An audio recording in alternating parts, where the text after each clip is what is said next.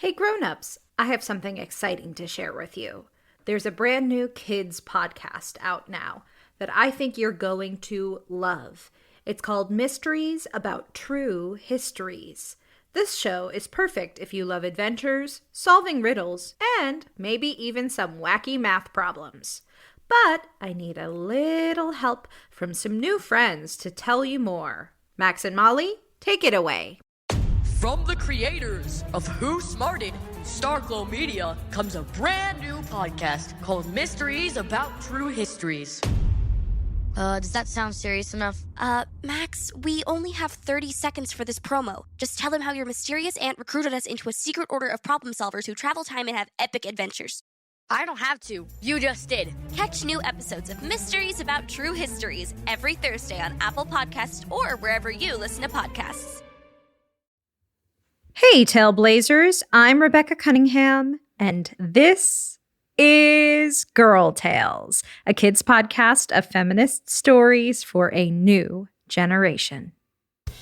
Before we get started, I'd like to wish a very happy birthday to Ren and Ryan. Ren and Ryan, I hope you have an awesome birthday. Grownups, Girl Tales is brought to you by families like yours. If you'd like to hear your child's name at the top of our next episode, or if you would like me to wish them a happy birthday, head to patreon.com/girltales and donate today. Now, on to our episode. This is the Green Thumb Gang. Enjoy! Hurry, Sass! We've got to go up and down this beanstalk before sunset, or else we miss our chance to hide the golden eggs for the scavenger hunt. And if we can't, the goddesses aren't going to be happy. We've also got to... Whoa. Hold your horses, Elara. Seems your boundless enthusiasm sometimes forgets the starting line. Let's rewind. To right about there. Stop. Now let's tell this story the proper way.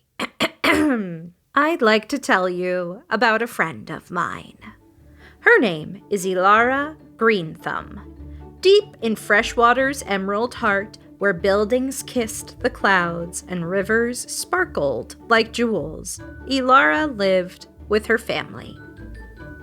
This whole commotion began on her 10th birthday, which was on March 10th. And on Elara's golden birthday, she discovered that unlike most kids who craved glitter and mud pies, she had a special superpower. She could talk to plants. Well, anyone can talk to plants, but the special thing about Elara is that the plants talked back. Her father chalked this up to a big dose of what he calls Tenergy. Feel the Tenergy, Elara. This is the year you blossom. And boy, was he right. Elara skipped through town and had never had so much fun listening to all the greenery around her. Leaves gossiped about juicy worms, cobblestones grumbled about heavy feet, and trees shared ancient stories in the rustling wind. They confided their dreams of sunlight, complained about pesky pigeons, and even warned her about mischievous squirrels planning acorn raids. But wait a minute. Have you ever wondered what plants sound like? How about a rose? On her morning walk, Elara always takes time to smell and say hi to her favorite rose. Like this. Good morning, Rosie. Dreaming of pirouettes again? Oh no! You can't give up on ballet yet, Rosie! We'll practice later. Promise? Okay. Oh, and hello, you cheeky Ivy. Are you behaving? Remember, climbing walls is fun, but let's keep windows free for fresh air, okay? Elara was pretty content with her new powers, and oh so happy to become the town's new plant whisperer, or as she liked to call it, a petal pal. That is until the day after her birthday, March 11th. That's when all the trouble started. Elara woke up when she heard the phone ringing in her home. Now, who could be calling at this hour? Her father grumbled. Hello? Oh, Mayor Lucinda, how can I help you? Okay. Mayor Lucinda was calling to inform Mr. Greenthumb that she would need his daughter's help. Do you remember our friend Persephone? She is the goddess of spring who can only come out to play once a year. That Persephone. Well, she decided for her spring break to select Freshwater as the city she'd like to host a celebration in honor of spring, and she wanted to invite her besties to the party. The tricky part? They're all goddesses and full of requests for special accommodations that have to be met to make sure each of them has the best spring break ever. It involves some serious legwork and a sage among sprouts who can talk the greenery of Freshwater into being just right for the goddesses. And who better to ask than the newfound petal pal, Elara. That sounds fantastic! Elara said, and she agreed to do it before her father could even finish all of the details. Elara couldn't be doing this all alone. She would be working with a team of nature lovers from Freshwater and beyond.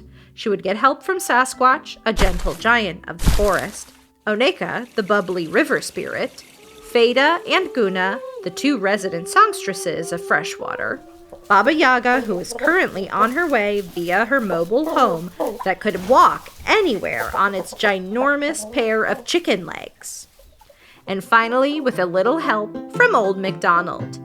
Now, he's a bit too old to be running around like everyone else, so instead, he's lending his almanac.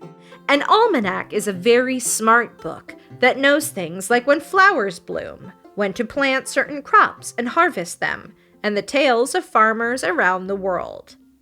Each of them has something to contribute, but the secret sauce that has to make it all work is Elara. And because of that, Mayor Lucinda let Elara know that she could name the group herself. So Elara decided to call the team of nature lovers the Greenthumb Gang. The last thing Mayor Lucinda said was that Elara should be given a list of the goddess's requests that need fulfilling and a due date for when it all needed to be completed by March 21st. Wait a minute. Elara realized. That's 10 days? She was almost right. The festival was in 10 days, but it needed to be ready by the day before, which meant 9 days. But you can do it, Sweet Pea. Her father cheered on. Remember, Tenergy. Right. Elara said, picking up her enthusiasm again. Tenergy. For her birthday, Elara got her first diary and decided this would be the perfect story to break it in. All right, Elara. Now you can take it away. March 11th. Dear Diary. Guess what? Spring whispered to me today. And wouldn't you know it, she brought a big old basket of responsibility along with the blooming buds. The Spring Festival is coming, and this year it's gonna be extra special. Divine visitors are arriving. According to the guest list, there's Yoister, who sometimes goes by Easter or Io too, is the goddess of the dawn and families. Knowing that, would you be surprised to hear that she requested a decorative egg hunt? Didn't think so. Ooh, and then there's Holika, or Holy for short, who requested a color carnival, which is a vibrant spectacle of exploding color bombs that people throw at each other like a snowball fight as the sun sets around the big bonfire. And then, of course, Persephone. Each of the goddesses have wishes for their own magical gardens and celebrations, and I get to make them come true. It's a bit daunting, like trying to braid my hair with 3 hands, but I won't be alone. Baba Yaga, wise as an owl and even wrinklier, promised to lend a hand. Or is it a claw?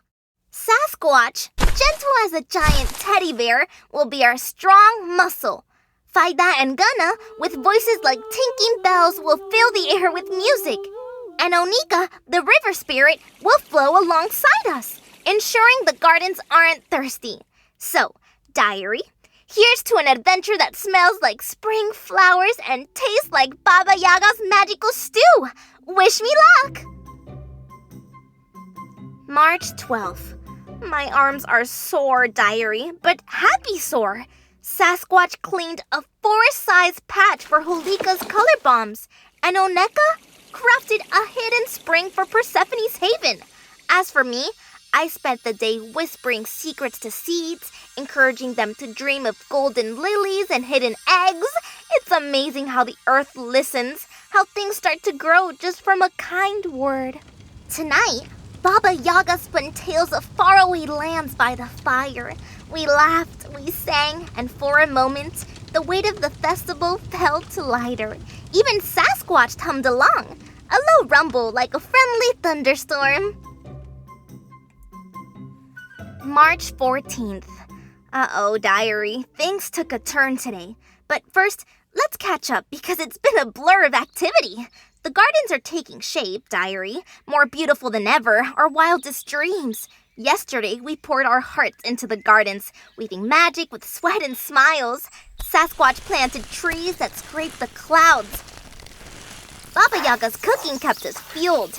And Oneka, the dancing river, drew life from every corner. Even Old MacDonald's dusty almanac became our guide, whispering secrets of forgotten seeds and hidden plots. I was busy telling some morning glories to be less shy when all of a sudden Edmund, Baba Yaga's pet raven, croaked a warning. March! March! He crowed, but since he was a raven, no one could tell it was a warning until he goes, Beware the Ides of March! And flew off.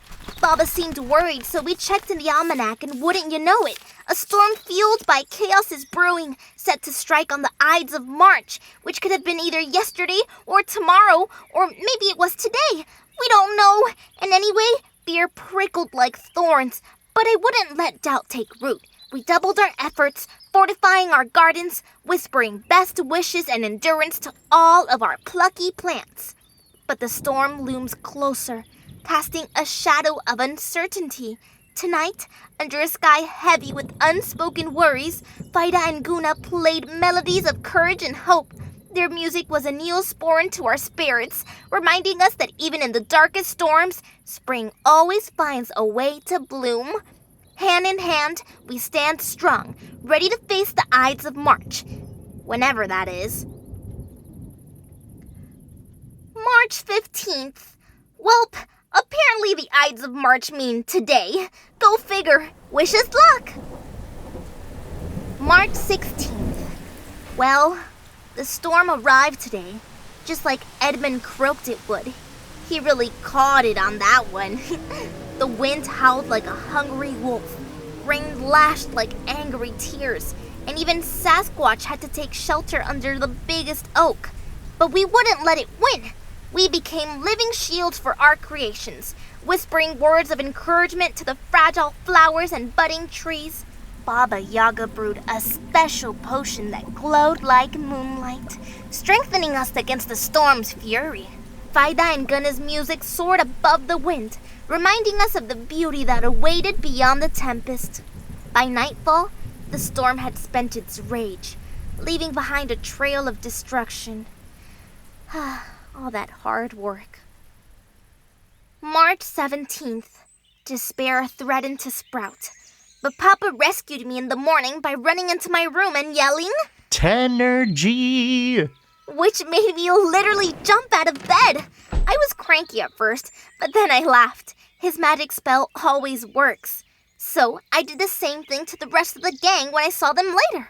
Then using Old MacDonald's almanac, we discovered quick-growing flowers and clever tricks to mend the damage. With newfound determination, we worked through the night, fueled by hope and the promise of spring. March 18th. Such a busy day. So busy. No time to talk or write, really. We found it in the almanac that another storm might be coming our way. But don't worry, I'm handling it. We all are. We're extra super duper fortifying, such a fun word, all of the gardens and decorations we've been making. Sasquatch built us a shed, and what we can't fit in there, we put in Baba Yaga's house. Oneka promised to work some water magic and ask her friend Anu and some nearby animals to keep the river flowing so it wouldn't flood the garden beds. Also, fun fact, I knew I could speak with plants, but if you drink from Oneka's river, you can talk to animals. That's so cool. We all made so many friends with the woodland creatures who wanted to help celebrate spring as well. I made sure to tell every single plant how strong they were too. They needed to hear someone believed in them. I'm going to sleep now, and I can't see the moon because it's so cloudy. Fingers crossed. March 19th. Diary, the day I had. Did I tell you our plan for the eggs? We had a bunch we'd already decorated and put around town for Yorster. Well, when the storm hit on the Ides of March, we lost them all. So I came up with the idea of just getting heavier eggs that didn't blow away. And what's heavy? Metal. Metal like what? Gold. See where I'm going with this? I talked a beanstalk into doing me a favor a few days ago, and it grew into the sky into all these clouds, which was perfect for getting some golden eggs from a specific goose from a specific giant. I wasn't strong enough to climb that long and high by myself, so Sasquatch helped me out. We all started at the top of Baba's roof. She made it stand on its chicken legs all the way up. Then we started climbing. Theta and Gunna played some encouraging music as we climbed up and up and up. I had to yell at Sasquatch over the wind. Hurry, Sass! We've got to go up and down the beanstalk before sunset, or else we miss our chance to hide the golden eggs for the scavenger hunt. And if we fail that, Persephone and her friends aren't gonna be happy. We've also got to... But then she grunted, and I apologized for being too pushy and thanked her for helping me. I just get cranky when I'm under so much pressure. But we got the eggs pretty easy. The giant woman who lives up there is so nice. She said she hadn't had a lot of visitors since her husband died and was excited about the festival as well. We invited her to come down and hang out with us later. After that, it was nothing but work, work, work. Oh, whoa, whoa! You should have seen Feta and Gunna's hands. They've been making color bombs, which means making actual colors. So cool to watch. They made indigo today, which is like the definition of true blue. And their hands looked like the ocean all the way up to their shoulders. We had so much fun today.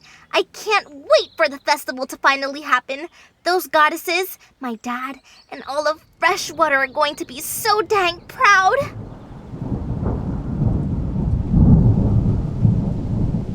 March 20th. I don't know how to start this. I guess I'll be honest and say that I gave up today. Another storm came last night while we were all asleep or too far away to do anything. It was pretty bad. Holy's bonfire and color carnival zone will be fine. It just needs to be cleared again. And the oyster eggs we got didn't budge one bit. But the garden we grew all those plants for around the river, for Persephone, they were trashed by the wind. It looked awful. None of the soil set before everything went crazy. It was like a wasteland. And I had just finished telling the pomegranates to come out early too. When I saw all that hard work washed away, to be honest, I gave up.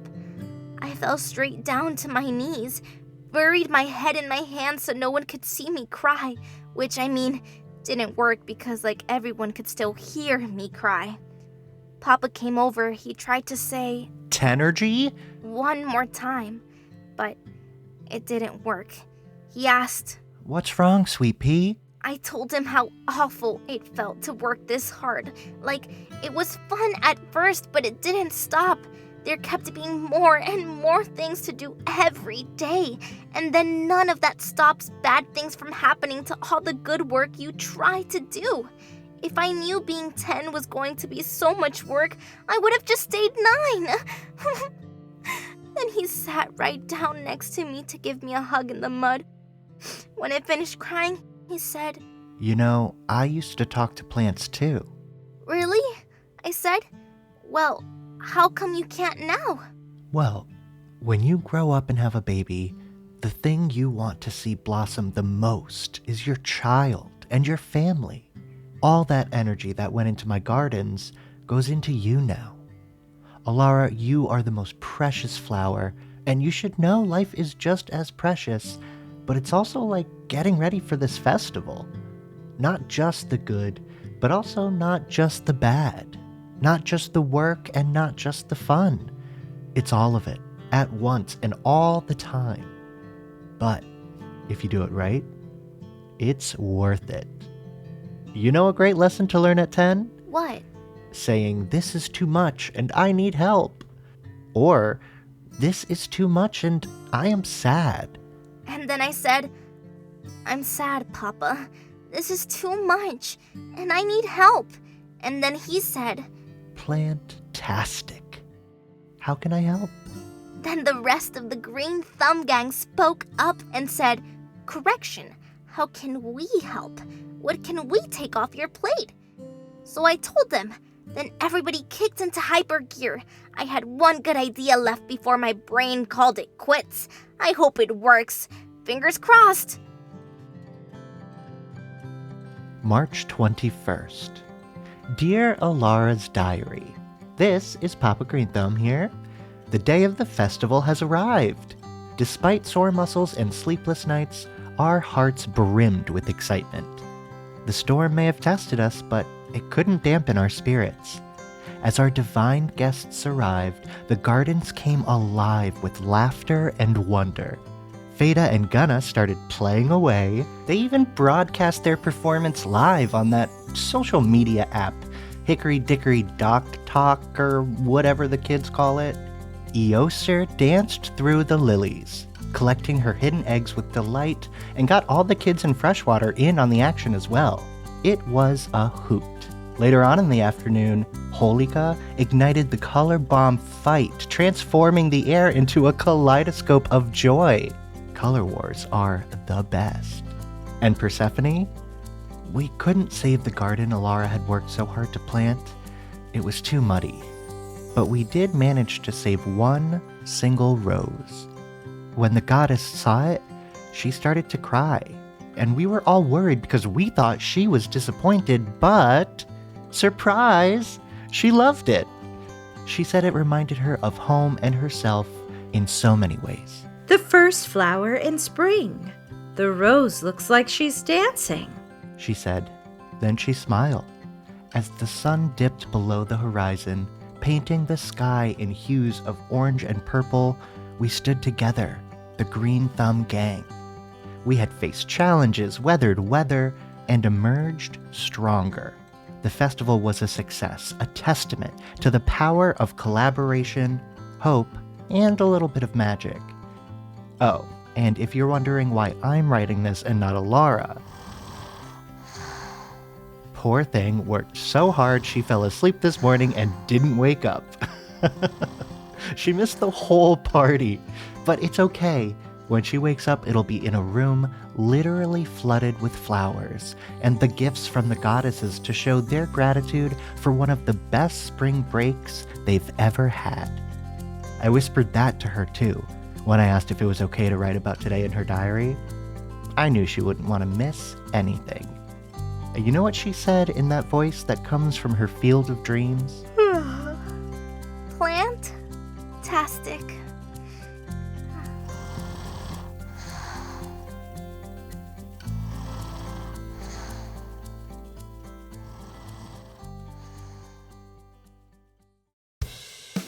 That was The Green Thumb Gang, written by Sai Sion, produced by Tessa Flannery, performed by Dariana Fustes, Chad Chenail, and Rebecca Cunningham, executive produced by Rebecca Cunningham. Girl Tales is a Cordelia Studios production. Don't forget to subscribe, rate, and review wherever you get your podcasts. And if you love this story, share it with a friend. Grownups, you can find us on Instagram and Facebook. And Grownups, don't forget you can get access to ad-free episodes of the Girl Tales podcast, as well as a range of other shows for the kids in your life by subscribing to Star Glow Plus on Apple Podcasts. Oh, and remember, I believe in you.